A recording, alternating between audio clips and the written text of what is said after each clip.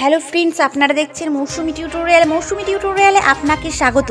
শনিবার থেকে আবহাওয়ার বড় পরিবর্তন। বাংলার কোন জেলায় কেমন আবহাওয়া, তাহলে বন্ধুরা বিস্তারিত তথ্য জানতে হলে ভিডিওটিকে শেষ পর্যন্ত দেখতে থাকুন।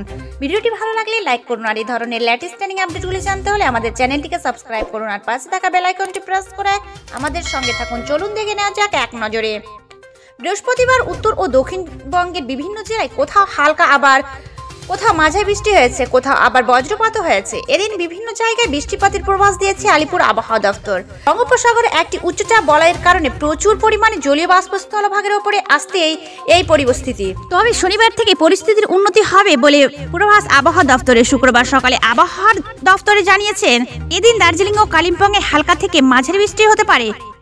এছাড়া বাকি জেলাগুলিতে হালকা বৃষ্টির সম্ভাবনা। পরবর্তী 24 ঘন্টা অর্থাৎ শনিবারের আবহাওয়ার পূর্বাভাসে বলা হয়েছে, দার্জিলিংয়ে হালকা বৃষ্টি হতে পারে, তবে হিমালয় সংলগ্ন পশ্চিমবঙ্গের বাকি জেলাগুলির আবহাওয়া শুকনো থাকবে।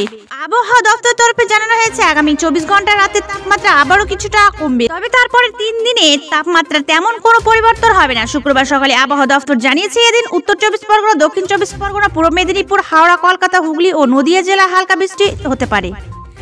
এছাড়া বাকি জেলাগুলির আবহাওয়া শুকনো থাকবে। পরবর্তী 24 ঘন্টা অর্থাৎ শনিবারের আবহাওয়ার পূর্বাভাসে বলা হয়েছে, সবকটি জেলার আবহাওয়া শুকনো থাকবে। আপাতত গাঙ্গেয় পশ্চিমবঙ্গের জেলাগুলিতে রাতের তাপমাত্রা পরিবর্তন তেমন কোনো পূর্বাভাস নেই বলে জানানো হয়েছে আবহাওয়া দপ্তরের তরফে। শুক্রবার সকালে আবহাওয়া দপ্তর জানিয়েছে, এদিন আকাশ আংশিক মেঘলা থাকবে, কোথাও কোথাও হালকা বৃষ্টি হতে পারে। সর্বোচ্চ ও সর্বনিম্ন তাপমাত্রা থাকতে পারে 24 ও 20 ডিগ্রি সেলসিয়াসের আশেপাশে। এই ছিল আজকের আপডেট।